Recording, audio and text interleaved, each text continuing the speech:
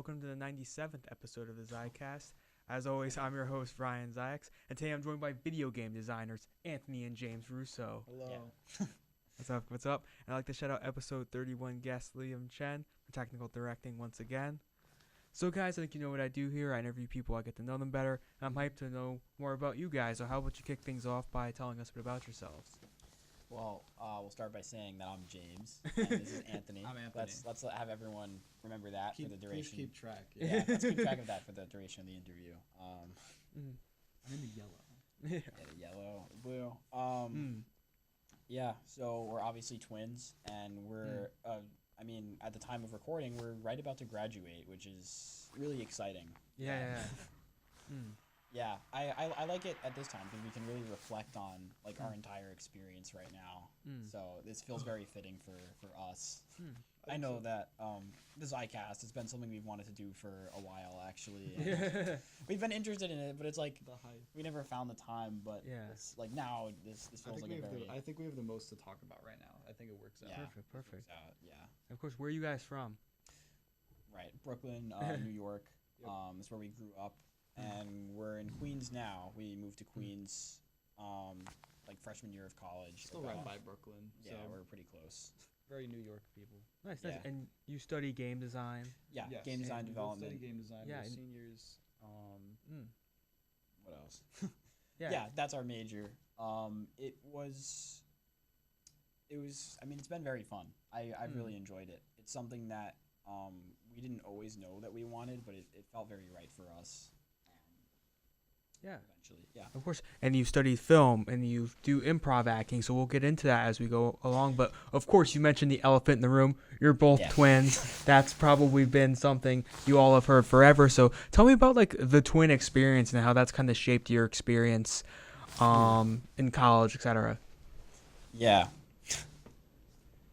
Okay, yeah, I'll start. Yeah. I mean, as far as being a twin goes, I think everyone has their own view of like what it's like. Yeah, of course. And my perspective on it is definitely different than like people that don't have a twin. They're like, oh, I wish I had a twin. Yeah, It definitely comes it's not with that simple.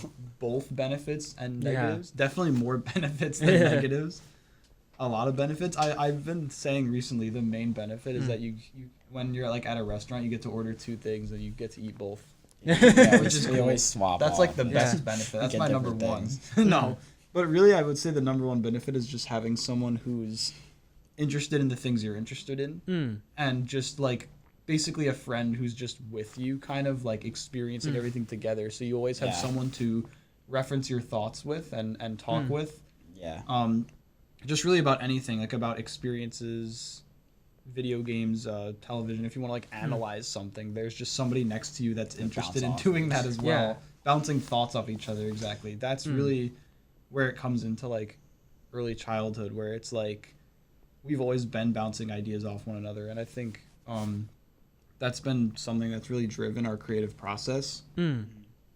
Yeah, it's different than like any other sibling relationship, or even like twins that are like fraternal look really different. It's kind of just like for us, I feel like we're somewhere beyond like a normal like either friends or like siblings, where we're kind of just both like existent like alongside each other the whole time.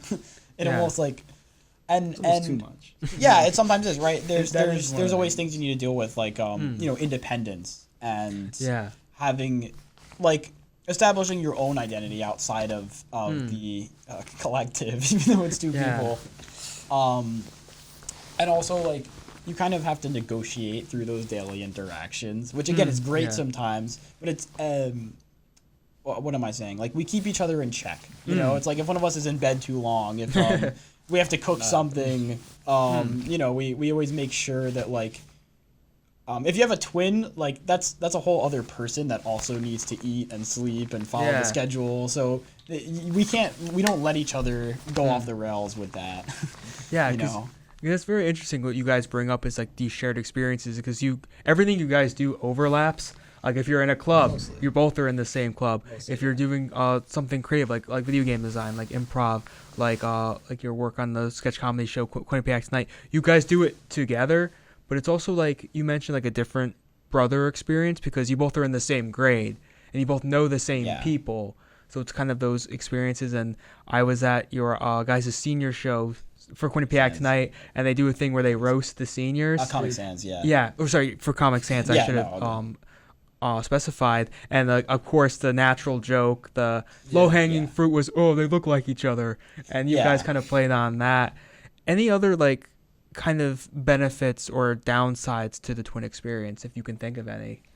Well, like as you said, when we joined all those clubs, together, I think it's not just because that's like there's not much of a feeling of being forced to. I think it's genuinely like if this is something we both enjoy, like if you have a friend, why would we? It's like, why would you leave that person out? Yeah, why would we not do it? If you're gonna go somewhere and you have a friend that you know would really enjoy that place, you're gonna invite them.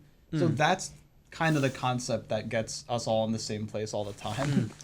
It's more so like I could go here without James, but then James would be like, dude, what the heck? Like, I don't know. Yeah, and I guess that's also a drawback in of itself. Sometimes when we want to like. Things might not be as spontaneous, right? Because you need to kind of check with the other person. Is like, is this something worth spending like a large portion of my day on? You kind of have to check it with someone else. I guess it leads to that like indecisiveness, and that's a huge part of it. There's a lot of indecisiveness needing to go negotiate with someone. Sometimes. Yeah, indecisiveness and self-doubt too, because it's like if you have a second thought about something, it's like instead of a second thought, there's a second person. It's like I don't know what he is my second thought about so many things I do. And we are two different people at the end of the day. It's not some weird concept that we're like 1.5 people or something. Like we're two different people, and even today, like there was a moment where like we just had different feelings. It's like I want to do this, well I want to do this, I want to eat this, I want to eat this. Like and that's something we've I think throughout college really tried to manage, because we really have not branched out much from one another until then. I found ways, I think, to both be together and be apart. Yeah, it becomes a more comfortable thing, I guess. Like as we become more independent as people, as we grow up, become more extroverted. It becomes a lot more casual to deal with all of that stuff. There's definitely like a healthy distance and maintaining that in a relationship. That being said, like I think. Like going into the way we always like navigate through our daily interactions. I think a lot of the people who spend a lot of time with us, including like the guys that we live with right now, they find it really funny sometimes to watch us like just do anything or take on a task. Like the two of us cooking together is really funny for other people, because I think what happens when we get caught in those like kind of high focus situations, Anthony and I, we tend to like really just command at each other and go back and forth. We go back and forth, and we get caught up in the moment sometimes. Like sometimes we get caught up in the stress, but then someone else watching finds it really funny. And when that happens, I think it allows us to like relieve the tension as well, because we see the humor in it. It's been called out enough to where like when it starts happening, we can start calling it out without anybody. Yeah, we're very aware. Like it's like if we're if we're getting like to that point where we're just like kind of yelling at each other, like go over there, do this, and then I start to realize myself now, like okay, let me just chill. It's a very funny thing. You like you have to laugh at it. Again, like say we're cooking, like we'll just be like commanding each other, and then like jumping on each other too much to be like, why didn't you do this? Like get the like put that on the stove. I don't know. It's a very but yeah, like there's humor in that as well. And I think noticing that some of the stuff that we thought was stressful, the fact that like if other people find humor in it, then it's a lot more casual for us to have that like in a relationship as well. Yeah. Have some comedic relief. Yeah. So you're not a hive mind, and then you have some of the kind of funny moments. Yeah. But let me ask you guys kind of course, it's like you share the same interest of game design. Tell me about kind of where that all started. Exactly, yeah. Game design, again, like it wasn't something I even really knew was like a real thing that you could get into. We didn't always know about it. I think, ever since childhood, we always knew that we wanted to be creative. We were always creative people. We drew at a very early age. We read books. We gained a lot of knowledge. And we were always like inventing ideas for things, like little games or little things. And, from that, I think it was like where do we go from there, right? And I think Yeah. when we got to middle school, our middle school was a little bit strange in that our middle school had you choose like talents, almost like a mini major thing. Really? Yeah, Yeah, it was. it's- This was Mark Twain. Mark Twain. Probably some New Yorkers know that. Yeah. Mark Twain. Yeah. I don't think there's anyone And here from Mark they had you choose. It was called talents, and it was like, they had. There's 11. Yeah. Do we try to name them all? Sure. Where do we start? Well, they had Science. science. That's a good starting Computer place. math. Science, computer math. Which is I don't know like why it's called odd that. because it's Very specific. it's weird because the test to get in was just you take a math test. But So it was about where a lot of the computers. general guys went that were like, oh, if you're good at math, they just took that test. Hmm. But the actual thing that they did was computer science. Yeah, it was really computer Yeah. science. So Yeah. it was called computer math. Computer math. I don't know why it's called Um, that. Then they had like the performing dance, drama, Drama, vocal, vocals, and wind, then strings. winds and Those strings. are two different two talents. different band talents. Creative writing. Creative writing, art. Media. Oh, media and Art. art. That's 10. Athletics is 11. Athletics. Okay. Yeah, fucking athletics. So it was literally like It the was- jocks. yeah. Like you had It was those that cliques. weird, They were like- all there. It was that weird, like, almost stereotypical experience where everyone was literally sectioned into, like, their interests in that That's way. interesting. Yeah. Yeah. And we were actually in creative writing talent for all of middle school, which Yeah. we kind of wanted to be authors. I think that's the first Like real way. interest that. The first way we wanted to express our creativity. Yeah, thanks for finishing my sentence Yeah, there. sorry. Man. Yeah. That's gonna slightly happen. slightly minor tangent. Yeah, this is gonna be there's gonna like be a you're lot of like cooking. interrupting each other when we get very conversational. That's something as we've been having more conversations, we've been noticing like we're this is another thing we're gonna have to figure out. Yeah, we're always jumping on each other's ideas. You need like a but- twin intervention, like a Sure, you it's can. like a little therapy session or something. I think we're okay actually. well, that's okay. But I'll like keep that tangent section behind. Yeah, me. we'll get back to Therapy that. is something we do separately, and it's something we definitely of can't course. do together. That's like we have to work out our Yeah, own issues. and We're two separate yeah, people. that's a great separation. Yeah. But anyway, back to middle school where this is going is. Go ahead. We were in creative writing talent because the first way we kind of thought to express our creativity was by being authors. Because we read so many books when we were younger. Yeah. And we did still play video games like on iPad and stuff. But it was really like reading books. That was the first way we experienced a bunch of creative worlds. Like it was like the Magic Treehouse. Magic One Treehouse, of the that was early a banger. early book series. We read a lot of Rick Riordan. Yeah, we were on Percy Jackson and Harry Potter, like Harry really, Potter really we were in, early. like quick second grade. It was like Harry Potter. It was crazy. Yeah, We were crazy readers essentially. And we were like and we wrote some stories too, right? Like I know Yes. we wrote for like the little assignments. Yeah. elementary school. in Yeah. elementary school. So then in middle school, we were like, oh, I'm going to explore this by being in creative writing talent because that was the only real, I guess, interest I knew I had was like reading and writing. And so we did that, and it didn't go the best. Yeah, it didn't go as we wanted. It was like talk it wasn't very creative. It was a lot of just like writing. There was some like poetry in there. It was really just like a like AP English almost. That's kind of what it. Not really. That's the best way I can put it. It wasn't like essays. It was just like, a lot of it was like poetry class. Was a lot of Weird it, and then, assignments.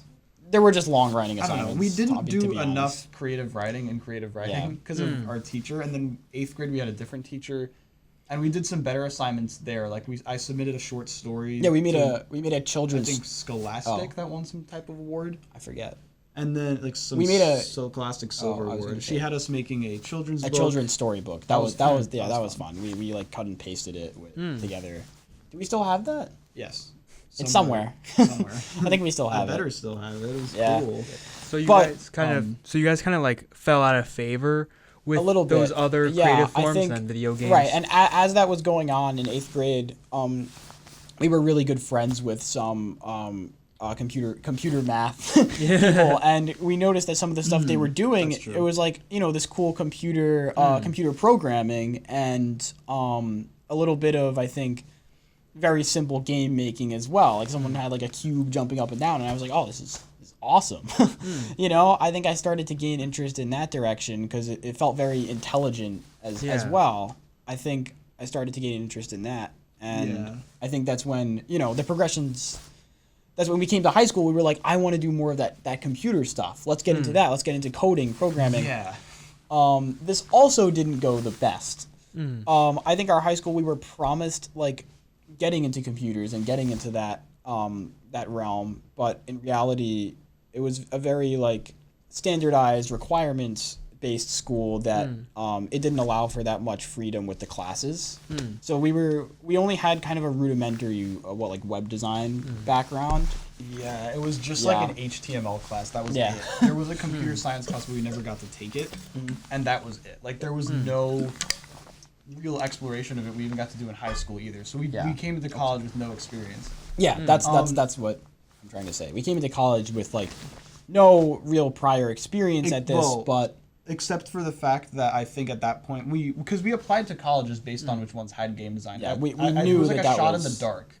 It not was like really. this is what I have wanted to do in the past, and I'm gonna hope that I'm gonna find like I'm gonna like essentially go to college that has a good game design program and hope that it's good. Essentially, well, like we knew that this was something we wanted to pursue at the very least. That's what it is. Like this was an interest of ours. Let's try it. Let's try it and see what happens. I think what it was, honestly, at least for me, was like a self-esteem thing. Like, I want to do this, but I don't know if I can. I think that was my major fear coming into college with game design. Because I didn't know how open they would be to people with no experience. To the point where I thought it was like, we haven't done any of it before. We're going to be like either super behind or this is just not going to work out for us. And then first semester in college, we took classes and it was like, this is definitely where I want to be. Yeah. I think what we realized very quickly is that our life had been preparing us for this, even if we didn't really know it. We didn't think of ourselves as traditional gamers, but the games that we did play often lent themselves to like the games where you would build something or be creative, like Minecraft or other games where you would build levels or create your own little games within the game. We were in that area, and I think we were already sharpening those creative skills and like looking in some kind of editor, level design, like even those basic concepts we already had some ideas with that. And I think when it came to like, hey, here you go, like let's do some pixel art and let's build a level with blocks, I was like, that felt very natural to me to pick that up. And from there, I think we really knew it was what we wanted to do. That's a good way to put it. Well, I got a question. Did you guys ever play with Scratch? You remember that? Nope. No Scratch. Scratch. See, because anything that was like adjacent to coding, I had zero experience with. Okay. Any of the stuff that people were like, oh, I did this, and it taught me a little game design in high school, no. I just didn't know, because I remember that was like one of the few like free programs you kind of do some like coding and stuff like that early on. But it is really interesting how like you can really hop into a field like that, and you guys, I feel like, have done a lot of really cool stuff with that. Yeah, game design is very much like you have to want to do it, and you really have to want it, because it's like I know that the stuff that I'm doing, anyone else is gonna look at it and be like, "Holy shit, that's impossible! I could not do that." But for me, it's like, am I having a little too much fun? For sure. I mean, that's what you should be having and what you study. And I know your guys' capstone project was to actually create a game. Do you mind telling us about that? Game design, our experience in the major has been very interesting. Like, you make a lot of projects, you do a lot of team stuff, but I think both of us can say pretty soundly that this was like one of our best team experiences, working on our final games. It's like sometimes you don't get that like huge, really good project until the end. I was worried about it sophomore, junior year. I was like, I have some stuff, but like in terms of portfolio, I don't have much. And then senior year, I've really been able to improve and put portfolio pieces on. I think our kind of senior class, it's split up kind of interestingly, I think. Believe it or not, I know this was not something we intended, but believe it or not, for those final projects, Anthony and I, we split up and we joined different groups. That was an interesting decision for us because we actually worked together on actual projects a little less than you would think. Our collaboration, I think that's interesting. Our collaboration mostly came in the form of helping each other with coding, helping each other with our respective projects, but we didn't usually combine our efforts. There were a few times where we did, of course, but I think we were imagining like, oh, this big final project. We're going to be on the same team and bring the best of our efforts. And there are reasons that we didn't choose to do that. It was the way the group split up when we chose when the class started. It was like everyone's gonna form groups now, and this was in the fall semester of this year. Yeah. This was GDD 410, and there's GDD 411 this semester. And what you do in both those classes is you start a game and then you make that game across the whole year. Yes. So that's essentially the capstone, the big project. I heard, I think, faculty say, because I was like, what is the capstone for our major? And they actually said it was the portfolio that we make in 495, which I think is interesting. Yeah. Because we didn't know everyone would be like, what's your capstone? I was like, I don't think there's a capstone, but I was like, we learned that the capstone was the portfolio class where you like start job search and build your portfolio. That's technically considered the capstone. But yeah, the big project is in that class. What happened was, for some reason, there was a group of 8 people that just immediately got together. And these are like not huge classes. 8 people is a lot. Yeah, there's 17 people in the whole class. Yeah, so that was like half the class. Just immediately, was in 8 people were just like, yeah, we're grouping together. Yeah, everyone else was just like, what do you mean? So then there were a few people that were doing really specific things that we didn't necessarily want to do that ended up going solo. And so things got kind of like down to the wire. I think what happened was we encountered 2 good pitches for games. Well, we both wanted to work on... So when we were going to work together, our idea was to work on a 2D pixel art game. Yeah. And then there were 2 groups doing 2D pixel art games. And it's essentially, to summarize, if we didn't join each of those groups, the games probably would have either not happened or been in a worse state. At least the game group that I joined, which is a game called Picture. The name just stuck. We could, that game, if I didn't join that group, the game wouldn't have been able to really happen. I think because I'm the lead programmer. I was the only one on the team that kind of knew programming, and I've done the lead programming on that team for the year. Essentially coding the major game mechanics, coding the upgrades that you get as you go through the game. And I guess I'll start with what's the game about? With my game, I'll talk a little bit about it. Picture, it's a game. Tom Buffalini came up with the idea. He's the team leader, and he pitched it. He was like, "I've had this idea since freshman year, so it's a bug." Oh no, we didn't even have the bug part. We didn't have the Sorry, bug. The bug part came later. A little guy. It was essentially it's a fly. Yeah. Who is in a museum, a very large museum, and he really likes the Mona Lisa. But the Mona Lisa gets ripped up one day by a thief, and the pieces of it are scattered across the entire museum. So your goal is to find the pieces, explore throughout the museum, find the pieces, and rebuild this painting. Because I don't know, the fly is in love with the Mona Lisa. That's just it's intended to be a pretty silly game. And it's a 2D platformer, and I guess the main gimmick of it is you can go in some of the paintings that are on the wall and play a little mini game in the painting, and that will give you an upgrade which helps you explore the main museum. So that's kind of the gameplay loop. You explore the main museum, you can't get everywhere, so you hop in a painting, do a mini game, and then get a movement-based upgrade that allows you to get further throughout the painting. Yeah, further throughout the museum. Interesting. So it's kind of like, what game? Like what a platformer. What would you compare it to? If you could compare it to like a game that people might know. I think a little bit of Hollow Knight. A little bit like the aesthetic of the character. Like the bug aesthetic and also the 2D platformer. Just platforming, 2D platformer. And also the upgrade. Oh yeah. Part of it I think is there in Hollow Knight. I haven't played Hollow Knight, but I really want to. Yeah, that's a really good game. I guess our decision to choose different games, it really stemmed from wanting to support 2 pitches. Yeah. Because we knew that we really both wanted these to happen. Because the reason we wanted to do a 2D pixel art game is because that allowed us to take the most advantage, I think, of our skills. We could focus really hard on game mechanics and, getting a lot of art in there easily. Because say we make a 3D game, it's like, I love 3D modeling. It's one of my favorite things to do. It is much harder to create an entire 3D environment, textures. You don't want to lighting. You don't, and not to mention 3D models with animations and rigging. Yeah. You don't want to have to worry about those things when what you're really trying to push is a solid core concept of a game. The game idea that was pitched to me by one of my classmates, Taylor, he pitched kind of a fast-paced Halloween racing game. And that spoke to me a lot. I love Halloween theming, and a fast-paced, like, race 2D sort of game is just something that appeals to me a lot. So I ended up as, like, one of the artists on that game. I handled most of the... Oh, it's called Broomstick Blitz. We found the name a bit way into the process. Broomstick Blitz. So it's about witches. This is actually a split-screen multiplayer game.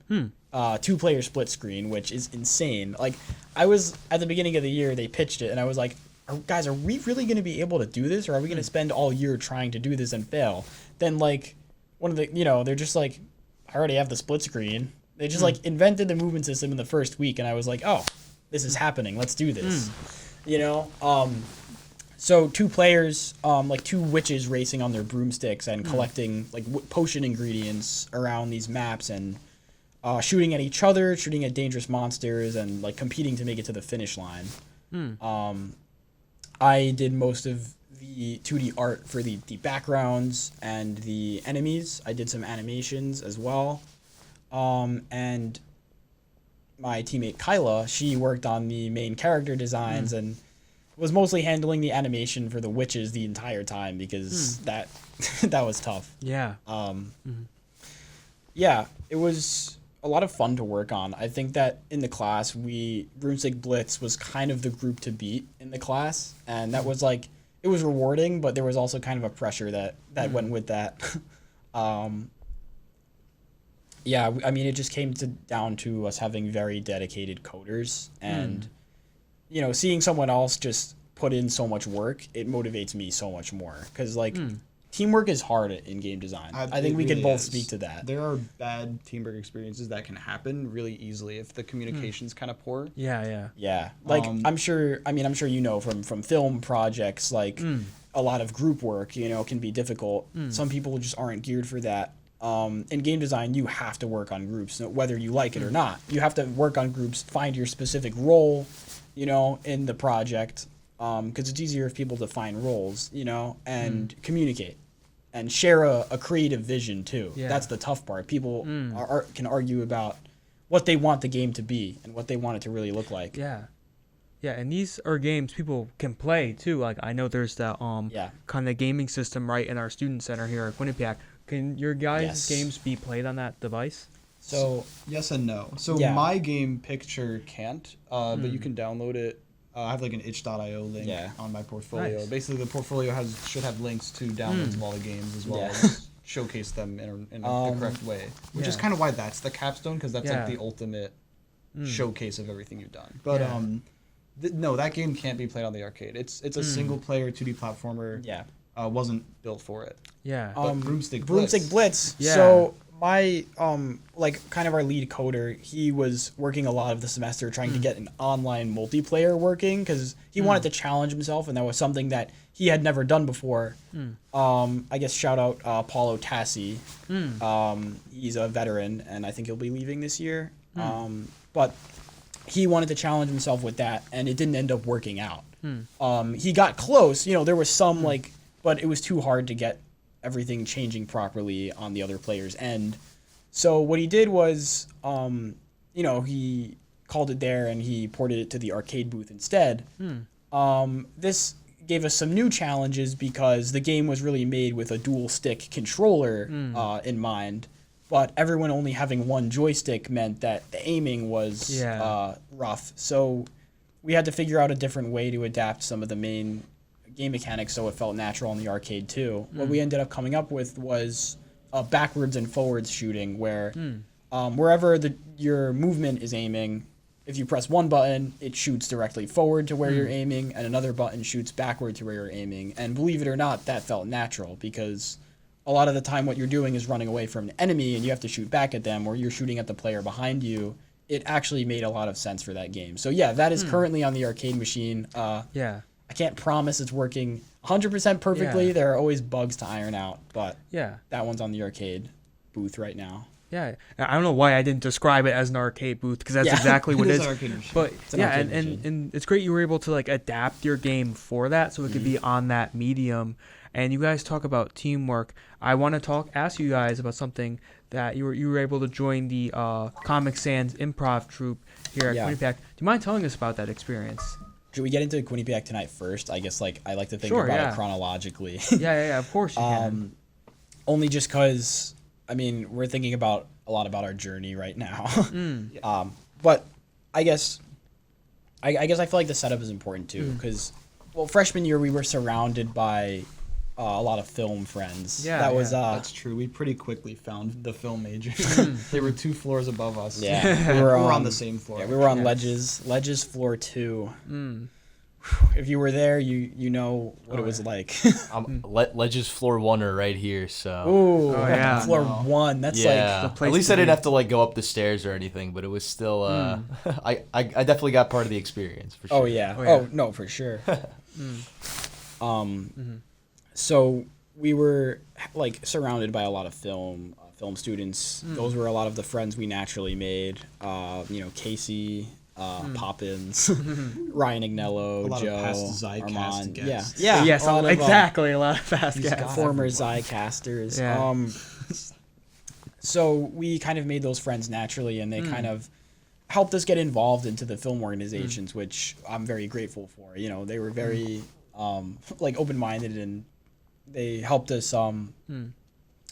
They just recommended us like, hey, you should check out Quinnipiac tonight. You should check out Q30 and everything else. So we joined Quinnipiac tonight because it was like they make sketch comedy. Yeah, and that kind of seemed like an interesting thing. And also in general, with the film stuff we've been involved in, I think that's another interest of mine that I never really got to explore beforehand. Yeah, film is just a little film. bit. Yeah. Yeah. Like I feel like if I wasn't a game design major, I would be a film major. That's what I have said before. Potentially, yeah. And so we joined Q tonight as crew members. Yeah, just sophomore year, helping like hold the boom and stuff. And it was very fun. I think I guess a little thing we forgot to mention about high school was actually that we joined the robotics club. True. And we just gained a lot of that kind of team experience working towards a common goal. And I think we felt that on film sets. For sure. It was very rewarding even to just go out and film something with your buddies and something silly, something stupid, but once in a while you'd get something fun or creative that went with it. It was very fun to help out with Quinnipiac tonight. I think it helped us a lot sophomore year because we were actually placed on York Hill, and so that gave us even more drive to really get involved, and especially involved in campus orgs that had scheduled times to meet. That was something we knew we could rely on. So we get out there. Yeah, we very, very much prioritized getting out and going to QU tonight, and we met so many great people. So many Ryan, Zicast. And I think the best part of that was putting on the shows themselves. I think that's the part I enjoyed most, was either being in the control room or like manning a camera, just having a job to do to like put on a production. I think is a fun thing. So that was the part I enjoyed most. And then, as you said, so we did also in sophomore year. Go to On the Rocks one time, which is a restaurant on campus kind of student run thing. And Comic Sans performed there. They did improv comedy. We didn't up there. So we went up there. We didn't realize it was like a student group. We thought it was just like a random. Yeah, we didn't even know anything. We thought it was a random event. We go up with our friend Casey, and there's this guy that she knows, Frank Scott, and we all sit down at the table together. And I'm like, there's this improv comedy group going today. And then Frank says to us, I'm the president of that. And we're like, I didn't know. And then all of a sudden, everyone around us gets up, and there's Comic Sans members hiding in the tables, and they all rip off their shirts, and they've got like the Comic Sans shirts underneath, and they all go up. So it was destiny. Kind of. They did a really good job. I think what's funny about that is that part. Show On the Rocks, the troupe, like any of the members that were there when they did that show, they think it was like their worst show. Because it was horrible for them because well, they never performed it on the Rocks before, and it was a weird venue. The audio was terrible. The audio, no one could hear like the first half of it. Yeah, except I still thought it was so fun. Yeah, I thought it was great. So I think it's funny that show really got us interested because Comic Sans is like, they don't want to talk about that show. And then we tried out a few times for the club. Yeah. And well, what we did first is we went to their Wednesday workshop. We were like, oh, Comic Sans is awesome. Let's go to this their workshop. I'm sure like everyone's gonna be there. And we went, and there was like nobody there. It was just us and a couple other people, and we were like, oh, I guess we have to do improv whether we like it or not. So we started learning improv through the Wednesday workshops, and we were very dedicated. Going to those. We had nothing else. No, we were very dedicated going to those, even though there wasn't many people there.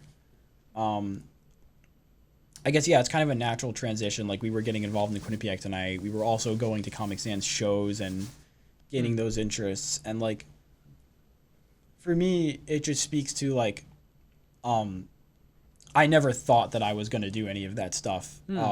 College has a way of getting you outside of your comfort zone, and you never really know where you're going to end up in college because there's just so much to get involved in.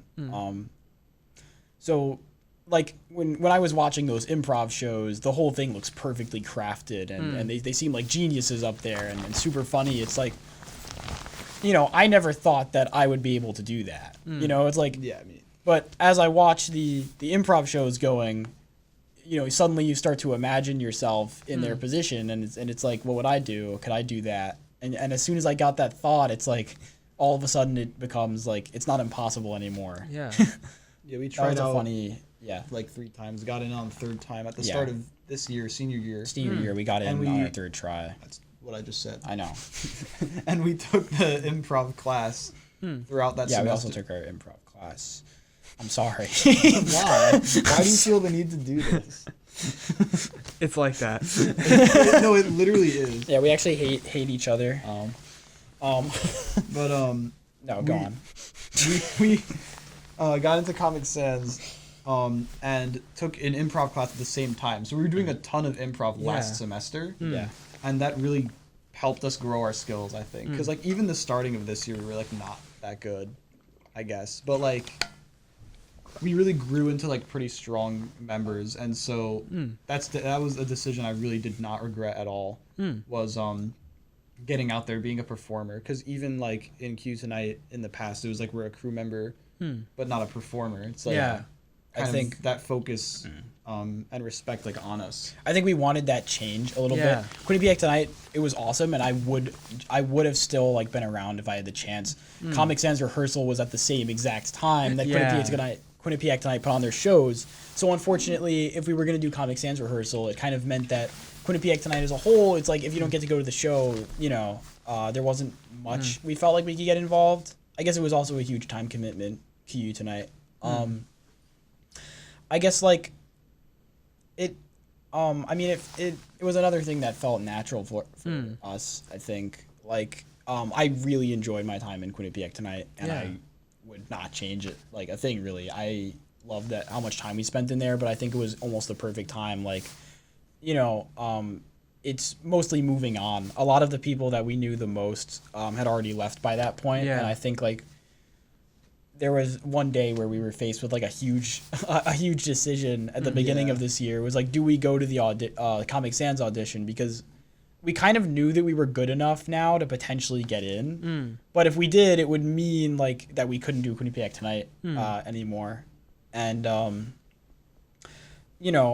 was kind of a big character moment for me, because it was like we decided to just do the new thing and really step out there. And we ended up getting in on that audition.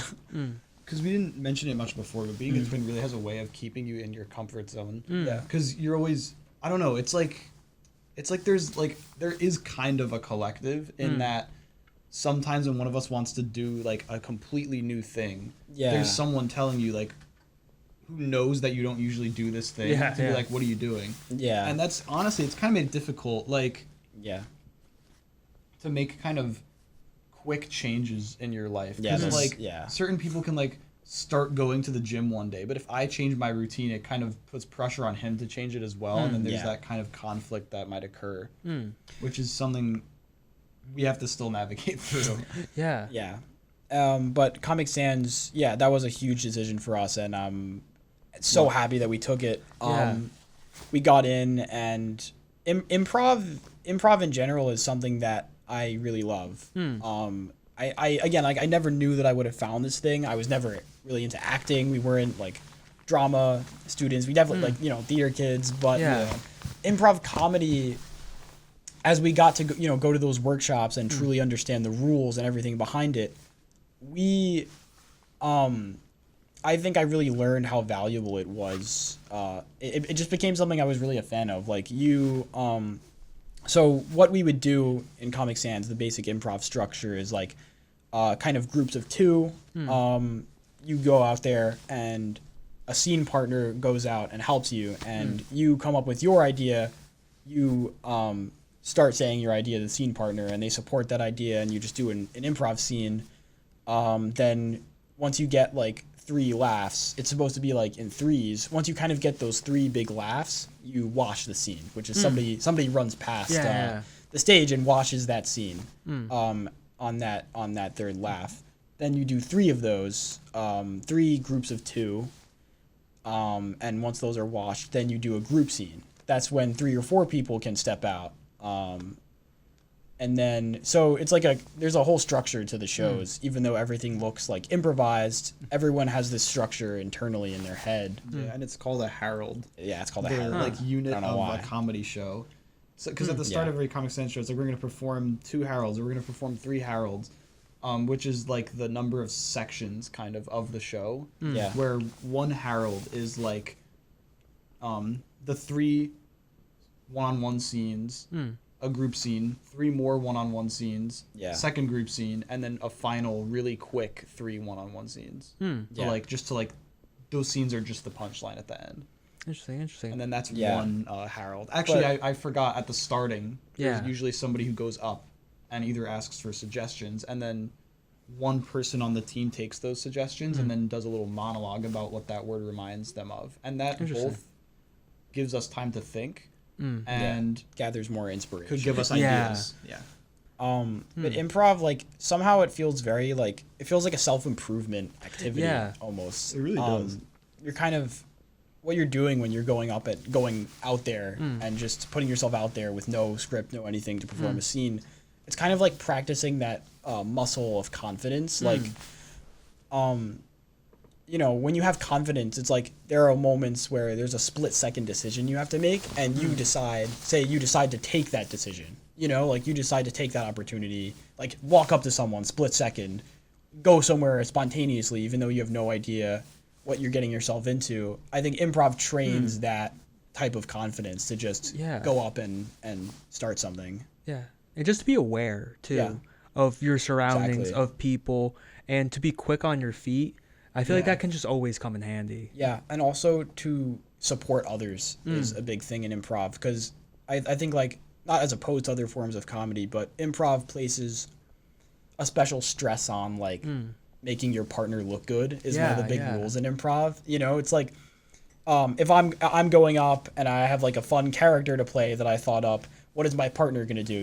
I want to give my partner information, so it's like, who's my partner in this situation? I want to give them something to work with too. Yeah, and then we not make just be a character. Yeah, like, so it's a very like, and then your partner has to also accept your character. Exactly. You have to own into it. You have to buy into it and just completely respect each other. And I think like, that's why it feels so rewarding when you go up there with like a friend or maybe someone you don't even know that well, and you guys knock out like a really funny scene together. You high five afterward. It's huge. Yeah, so you kind of elevate each other. Absolutely. In those ways. And I was always so happy to see you guys be able to join Comic Sans and to tap into something different. And I was able to see your guys' final senior show. And I was really proud of your guys for being able to kind of step into this new thing and join and just kind of like complete your college experience. Yeah, that's very much what it felt like for us, because thanks. We've been following Comic Sans for so long, and it was like let's just do that thing. Why not?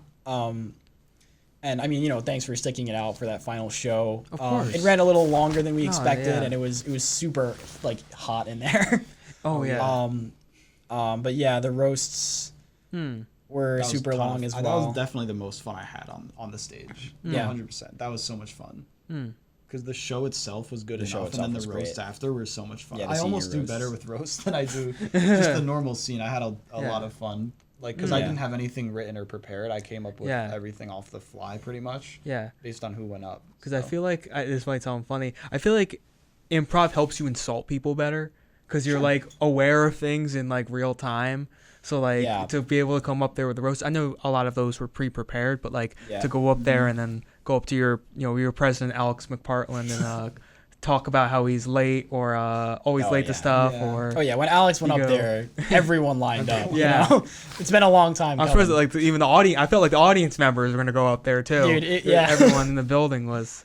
Yeah. Was there a roast? And I mean, now that we've mentioned Alex, like a huge, I guess, thanks to Alex. He Yeah. really helped include us with Comic Sans, and it was also a big for us to like the theater side of things, which we also got a little bit involved into. We have a lot of theater friends, some through game design, through other places. Everything's very connected. Really, it's so connected. That's Yeah. that's what makes college really feel like Yeah. crazy is when you notice those connections. Yeah, and kind of tying everything back, like you were able to kind of like explore all your artistic interests, kind of like when you talk about like middle school, high school, that you were able to be a game designer, you were able to tap into film work, and then improv and kind of the performing arts. And Yeah, you're right. now I'm interested in getting into like personal topics, and it'll be funny to see how you guys differ on certain things. Sure, that's So let fine, me yeah. ask you guys, like, what are some like fun facts, like things people don't know about you? Oh yeah, that's interesting. Things I mean- people don't know about us. I guess like a good way to address this question, I don't know. Well, people ask what's the difference, right? I guess I plan to say that. Everyone finds their own difference. Like if you know us long enough, like some people are just like, yeah, you guys look different. Other people are like, it's been 3 years and like, I'm sorry, man, I got nothing. And then other people are like, oh, I know it immediately. Yeah. Because Yeah. Anthony has this little thing here, and then James has a little thing over there. like, and what are you talking- Okay. Okay. I don't even keep track of that. Yeah, But yeah, we have glasses. Yeah. That's one. Can I tell you guys the funny way that I Yeah, say? Yeah. I like yours. Because I say a lot. that James, you look like a James, and Anthony looks like an Anthony. Yeah, Okay. And people don't understand it, but it's like I was been That's around really you guys funny. so much that like I see like I would Yeah. say you look more like a James, you look more like an it Anthony. makes perfect sense to me. Of Yeah. course. I like it. Yeah, but this other, relates very much to something people don't know about us. Yeah. Because it's our biggest similarity, I guess. Like the it the is, scariest yeah. one. yeah. So we're so genetically similar that we had the exact same dental issue down Yeah. to Really? which teeth it occurred on. Yeah. So our front middle, sorry, our bottom the middle bottom teeth, middle like teeth, here. yeah, right there. Yeah. Those are implants. They're fake. Really? Or, Yeah. well, like not implants. It's not implant. Yeah, sorry. It's like a bridge, but it's like a permanent one. Permanent It's essentially like implants, but it's like stuck on top. Those are yeah. Veneers, right? I think. I don't Not know if that's the veneers. word. I Maybe think veneer. I don't know. I'm sorry. it's a bridge. a bridge. Fancy yeah. guy teeth. Fancy. Yeah, guy yeah. teeth. Yeah, Exactly. it's a dental bridge. Which so- it's like a covering that goes over two of the teeth on either side of those teeth. Yeah, it's Essentially. And Yeah. then it's like 4 teeth in a row. and it feels normal. Like you don't notice it. you get used to it. It's but so what happened for both of us was that those front two bottom teeth, we had the baby teeth and they were super tiny, and then as we started to grow up, it was like these should have fallen out by now. We Yeah, realized we lost every other Yeah, teeth. we realized both that- of us. we Wow. realized that there was no adult teeth that never formed under those baby teeth. Like they did an X-ray and they were like, yeah. "There's nothing below these ones." Yeah, so Sorry, there was guys. nothing to push the teeth out. Yeah. No adult teeth, and that occurred with both of our mouths, which is such an insane. So that's a unique, insane fun fact, genetic I think. similarity. Yeah. Yeah. Does Yeah. it run in your family outside of you guys? Would that? I'm Our not entirely uncle had sure. it on one of his teeth, I think. I think and on that one, was yeah. it. But like, we have like crazy teeth issues. Not issues Yeah. because Issues. they're very healthy. Like we always brush our teeth. Very Yeah. healthy teeth, but we have like weird genetic stuff with our teeth. I mean, Crazy. that's the main one. Yeah, well, that's the main one, but I also have one tooth in like the very back of my mouth, one molar that has 5 points instead of 4. Ah. Yeah. I don't think I have that. No, he doesn't. Yeah. That's a difference. If you want to get that Yeah. close. Yeah. And look. So I'm sure you guys don't love that, but tell me, what's one thing you love and one thing you strongly dislike, just in general? Yeah. Wow. For each of you, I'm curious. Oh wow. This is rough. What like? So broad. Just anything. Yeah. I love. You want like a thing or an experience? I don't know. Just anything. Yeah. Just Yeah. go. I mean, I love being around people. Like honestly, I know that like most of my life, I think, people probably would have thought of me as an introvert. But I know that I'm really at my best when I'm just like chilling with people that I really really value. Such a generic answer. Like, why not gonna say anything different? No. And one thing that I hate. Wow. That's hard. Be like a pet peeve. Yeah, a pet peeve. Yeah, I definitely have them. I'm kind of blanking. You wanna jump in? Sure. I'll for my I'll say I like sushi. Oh, nice. A lot less. Good deep. one. No, it's a really, great one. really In good. fact. Probably my favorite food. Yeah. Yep. And then for something I dislike, Are we gonna continue on food? I don't know, man. I could do a whole podcast just about food. Just talking. Could, but actually. Let's see. We don't like red sauce, which is That's an interesting super one. food hot Both take. of us. We have different preferences in foods. Don't worry, guys. Yeah. Somewhat anyway. Yeah. That's where there are some differences there, but we both There don't are. really like red sauce. Yeah, which is much. because we're both super Italian and we love like Italian cuisine, but the red sauce, which is such a huge part of it. I we're don't not hate it huge on anymore. Uh-oh. I'll kidding. eat it if there's like not much of it, but like people Yeah. just cover stuff with it. Yeah. It I don't know, kind of not great. To me. Yeah, when I put the pasta, like when I have pasta, it's like there's so many better ways to eat pasta. In my opinion, I guess we love cooking too. Okay. Cooking is That's yeah. Wow, we've been that's something getting I really we've been love. getting There we go. huge, we've been getting a lot more into food and cooking, especially over this year. Yeah. Off campus, we can finally go shopping. We have a car. Yeah, we've been improving our cooking skills. Nice. Is there anything else I don't like? There definitely are things I yeah. don't like. Well, I keep thinking of things that we do like. We like Legos. Nice. We're huge Lego guys. Like Like that was, building things, like Minecraft. Oh Yeah, yeah, that's yeah. true. Yeah, Legos that's true, Legos really was is. always gigantic for us. You know, in our childhood, we always got Legos every like birthday, Christmas. Like that was Yeah.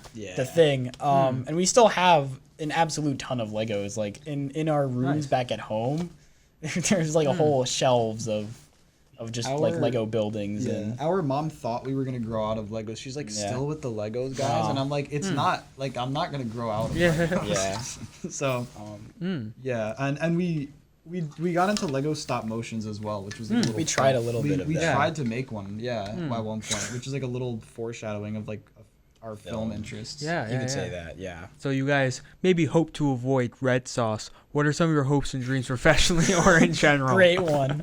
Wow. Yeah, You can go first. outstanding. Yeah, I mean, thinking about my life and thinking about like my intentions with like a career or anything like that, I think that I've always wanted to create, you know, in any form, like we've been saying, because there are so many people in this world that are like the creators, right, of like a big game franchise, of a story, a written work.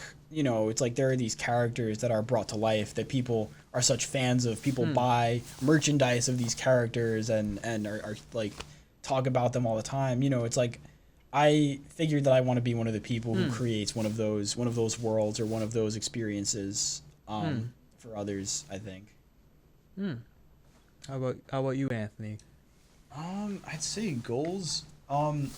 Definitely similar. That's definitely a feeling I share. And then I think also to be part of a team is a big one for me. I mean, it sounds obvious that we're good at teamwork. Yeah. Or I guess for me specifically, I just want to either, again, like make a vision or help support someone else's vision because I really enjoy doing both. And I think just being part of a team, no matter what the team is doing, Well, I guess for game design, because that's what I'm going into, obviously. Yeah. I want to be part of a game design team.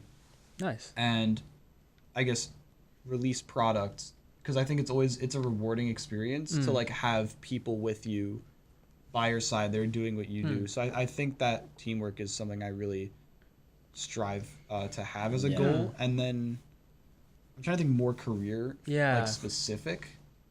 That's true. I don't know, because like I definitely want to release a game, maybe a personal project would be a goal. Yeah. But I'm honestly fine even right now just supporting things that already exist, because that's something I love doing too. Yeah. Is supporting ideas that already exist. Whether it's like adding skins to something, adding modes. Like I love iterating on things that already exist too. Just as much as I do like creating my own giving ideas. art to somebody else's vision. Like, you know, we talk a lot about the teamwork in game design. It's like you can't really come in with your ego and have this huge idea and try to get everybody else to like kind of Serve force them to serve your idea. It's like you also have to be humble, and it's like if somebody else has a good pitch, it's like what do I bring to that, and what's the best way I can support that person's idea. I really like doing that. Because for a game, the goal isn't like a specific idea; it's the game itself, which is very similar to, I imagine, to filmmaking, which is something you guys might understand more. Like the goal, even as the director of a movie or the writer, is to make a movie that's enjoyable, not just to make something that you want to make. Yeah, and it's the same for games. It's like if people aren't going to play the game, then like that's your main goal. Yeah. So it's not to serve an idea; it's to make like fun gameplay. I mean, that and you also can make a serves an passion idea. project, but it's like if you want a of game to be course. successful, there's kind of a harsh reality, and like no matter how much work and love you put into this thing, it needs to have a draw. Yeah. Like there are stupid games that get So exactly super popular. like low effort games, low effort things, and it's Just, like even like if it's like a shit post or something. and There's then this game I heard about on like it's not even a game. It's like a Twitter just thing that Video. you watch on like Twitter as a video, and What's it's it so called? low quality. It's like this horse racing thing. Have you guys heard of it? I don't think I have. No. it's like this random don't video. even It's know called what- like a horse racing test, and all it is just like there's like an environment, like a level, and there's just a bunch of little like creatures, and then they just Like 2D pixel art. they just say guys go, and then the that just creatures move in a bounce random around. Direction. So They it's just- like you know the thing where the DVD hits the corner. Yeah. It's like there's like 5 of those just in it's a all level, bouncing around. and there's like a start and an end, and it's just who gets to the end first. Yeah. And that's it. And like This like this blows one up. thing, like blew up, where there's like all this fan art of like the different little pixel art guys, because it's like absurdist. Yeah, it is. And it it's is like very- those are the kinds of things like you can't predict what gets popular. Like Yeah. I mean, unless it's like this huge AAA game. Yeah. But as far as indie games go, like you really cannot predict. You have to It's just have a draw. essentially- I think people are looking for like Yeah. a genuine energy these days, and just have like a really good core gameplay Yeah. loop. You know, our teachers have been pushing us to be innovative as well. Yeah. Yeah. Yeah, of course, and of course you talk about teamwork. Movies require teamwork. What are some of your guys' favorite movies? Yeah, and I also want to add like games and other forms of media course to you can, that. yeah. Favorite We can movies. start with movies though. Yeah. You know, our experiences with like the whole film department and film community that got us more into like watching those classics and those. Yeah. I did always want to see Type of a lot films. classics. So I think before that we were always like we're very action focused, very very action focused. Ironically, some of the favorite movies. Let's go. fans of like a lot of the Marvel Russo brothers. You know, Yeah, and we are exactly. the Russo brothers. Favorite movies. Let's go. So, I thought you were gonna go. oh well, let's go. Spider-Verse. Both of Spider-Verse those series, yeah, huge. incredible 3D Animation animation. is huge for us. 3D animation. Spider-Verse is actually often cited in our classes Really? as like because it Some was of the more stylistic art. right Exactly. It was yeah. done Mark 3D classes. animated using Maya, which is the software that we actually use ourselves Oh, to really? build 3D models and Oh, that's do some fascinating. animations. Yeah, it's really And, cool just to like yeah. have that industry standard. That visual style is insane. That's an incredible movie. Bullet Train. Bullet weirdly enough, Train. is something I'm Yeah. gonna say. Yeah. I don't. That's a really fun movie. Yeah, it's a very That's- fun action based. What else? We watched this movie recently. It's called The Raid. Yeah. It's yeah, kind yeah. of an you've heard like of The Raid. I've heard somewhat of The Raid. obscure It's like sick, yeah. Indonesian action film about like a drug bust on a building, and the entire film just takes place like you're locked in that building, and Yeah. everyone's killing each other, and it has some of the best action choreography that I've ever seen. I love action choreography. That's like so the Raid and the Raid 2 were both incredible in my opinion. Those are some of my favorites. Everything Everywhere All at Once. Yeah. Another very video gamey, kind of. Yeah, massively like wild and creative from that movie, but also emotional and deep. We watched Inception, and I think we rated that one really highly. Inception was good. That was a good movie. We came into it being like, everyone talks about how confusing it is. So then we like put all our effort into talking it out with each other and trying to understand it. And I think we did. I think we did. I think it's pretty accessible. It was less Inception. confusing It is, than it's the not exaggerations said. Yeah. So it was really good as well. What else is there? The Matrix. We're huge Matrix fans. Nice. Like, at a young age, we didn't watch the full movies. But we saw Like, like the fights YouTube and clips almost, and I was Yeah. like, what is this? Like, because the action choreography is something that we're both so big on. I It's guess- like an interest. This discussion of favorites, this actually ties into something that we do a lot. We rank everything. Like our that's favorite, true. our That's favorite, true. our favorite shows, our favorite games, our favorite, anime. We're huge into anime as well. That was an interest we picked up over the pandemic. We rank like all of those things, and we have in-depth discussions about it with each other. Perfect. Video games. Wait, I'm sorry. Yeah? I'm trying to name some more movies first. Okay. There was one we put at like 9.9, dude. What was that? Fucking. I love Kingsman. That was such a Nice. fun movie. Kingsman. Yeah. People should watch Kingsman. I think it was quite The fun. first one. Yeah. But I don't know. There was like a recent one, dude. I don't know. I do want to get to games. Yeah, sure. Games, yeah, That's a it's like question we get so actually, often. It's yeah, hard for me to answer. actually playing like huge video games like that, it has been so helpful for our inspiration as well as game design majors. Sorry, because we grew up on like mobile games. Yeah, Like low-key, we didn't play. Like I still, this is like might come as a shock or like horror. Shock I've and never horror. played a Pokemon, Mario, or Sonic game ever. yeah, And it's like, what am I doing? It's nature. But like, put our head on a but stake. like I know all everything about them. We but, play like Mario Kart. Like there's there's Mario, obviously like nuances to that. There's but like But I guess a lot of the yeah. classics I haven't played. It's like a lot of mobile games like Geometry Dash. Yeah, we I played. grew Well, up on. again, The as level we editor in said, there we is played those super- games that had the creative building. But my favorite game of all time is Minecraft. If I had to choose one.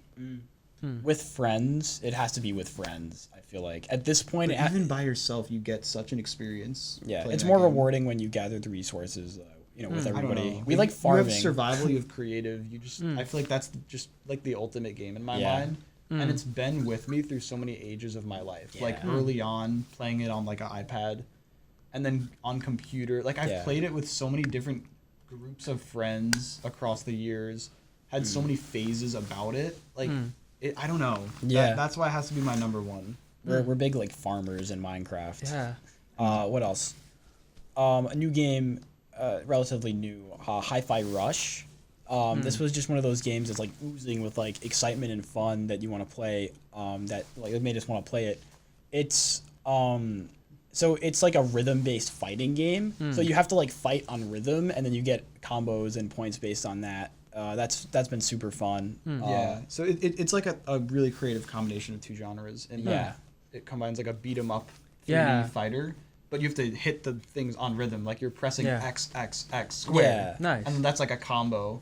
So that's a very fun one gameplay wise, and they're making a second one too. Yeah. Sounds like Friday Night Funkin', but with like fighting. yeah. That's pretty hilarious. It's a really good game that I recommend. And Hades. that's been super fun for us. Visually it's an incredible game.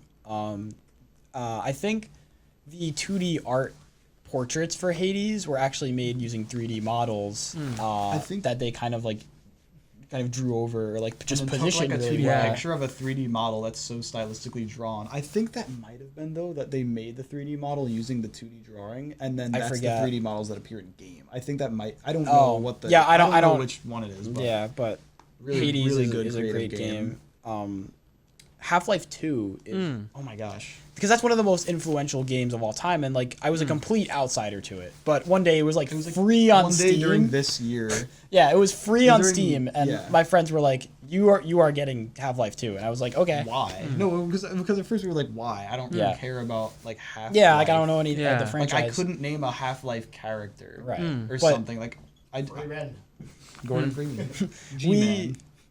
That guy. We jumped right into Half-Life with no Half-Life 2, not even Half-Life 2, yeah, no prior knowledge or experience, and that's exactly we learned how you're supposed to play the game because Half-Life 2, like it's such an influential game for a reason, and as game design majors, it was so inspiring because how do I even explain it? It's kind of like you walk in and you're just like a guy, first person, you just pick up items. If you pick up guns and like the whole thing, it's almost like a one-take film, but really in a video game. Like there's no breaks or no cutscenes. You kind of just walk forwards, and the game just continues to guide you through. Like happens around you. Yeah. And there's no like text walls. There's no nothing. Like everything that the game teaches you, it has you learn naturally. So it's either something you're looking at or something you're doing. And the game mechanics they teach you early on, you use those to like learn new ones. It just builds on itself in such an intuitive way. It's like the pinnacle of game design in a way. And I'm so happy I played it because it's influenced like all the game design I'm going to do from now on. Yeah. Like what's like a big example from that game? I think it's like something I like to talk about is like the exploding barrels. You know, Half-Life 2 really popularized those like exploding barrels, and it's like first it's like, you know, there will be a barrel and you'll see it explode and it'll be like, oh, those barrels explode, the red ones. Then they'll put a barrel in a position where you need to use it and shoot it with your gun. And then later on the enemies will be throwing exploding barrels at you. Like Half-Life, it iterates on itself and it naturally progresses on itself, and with no dialogue, no like cutting up the gameplay to teach you things. You figure out everything naturally and go through that game. It's a master at environmental storytelling, which is something we kind of learned more advanced into game design. Yeah. Because it's hard to do environmental storytelling. It's not easy. It's basically like environmental storytelling is like, I don't know, pointing things out just through the environment itself. And making sure the player notices. Guiding the player. Guiding the player. Because in Half-Life 2, you feel so free at any point, but you're not really that free. Yeah. Like you can pick up objects. They know what you're just like. It feels like the game developers gave you a free room, and yet they know exactly what you're gonna do. Yeah. It's so like smartly built with that. That game it's shot up the list for me as well. Because like, if anyone watching or listening or any of you guys has played Gmod or even seen a Gmod video, that is a mod of Half-Life 2. Yeah, it's all from that game. Like in Prop Hunt. The soldiers are the enemies in this game. The gravity gun is from Half-Life. All the guns are your guns that you use in Half-Life 2. So it was really like crazy to see that as an experience. Yeah. And we had a great experience here on the Zicast. So I'd like to thank you guys for coming on. And do you have any motivational words or plugs or anything you'd want to leave the audience with? Oh man. There was actually this one time we were at like the campfire, Q30 goodbyes, and there was this one. I don't remember who it was. Yeah, one of the graduating class. He said, "Be multifaceted," and that stuck with me because it was like vocabulary. That stuck with me a lot. You know, continue finding new sides of yourself and doing things that you didn't think you were gonna do, and just having multiple interests, multiple. You know, that's like how I interpreted it. Go out of the comfort zone. Yeah. For sure. And I guess for me, I guess really having self-esteem comes on a case-by-case basis. Because there are things, what is it? Things you haven't done before are scary. So you know, I thought I was going to wake up one day and like know how to do everything. Yeah. But no, like you work through self-esteem one issue at a time. Yeah, and like it's not too late to do any of those things that you're pressuring yourself about. Late. Yeah, take the pressure cooking. off. I thought it was too late, and then I just started cooking one thing, and then you start cooking more things. So Yeah. And of course, you guys, you were some of the first friends I made here at Quinnipiac, so it's fitting. Yeah. You guys are amongst the last Zicasts I record while I'm here, and you guys are always fun to be around. Like I said, I'm very proud of all the work you've been able to do, and you've always been hardworking troopers, and I'm glad that you guys were able to kind of find your footing in so many different things, and then now be able to enter this like very expansive industry in game design, and I'm excited to see what you guys do. Yeah, and I mean you too in that regard, because you kind of pushed forward with this whole podcasting thing, and I think you inspired a lot of other people to follow in your footsteps. So I think it was really cool that even as a transfer student, you kind of made double time and followed exactly what you wanted to do. You really like pushed forward with this stuff, and this is really cool to see this. Thank you guys, and as always, this is Ryan Ziaks with the Zicast, where everyone has a story. Signing off. Thank you so much for watching.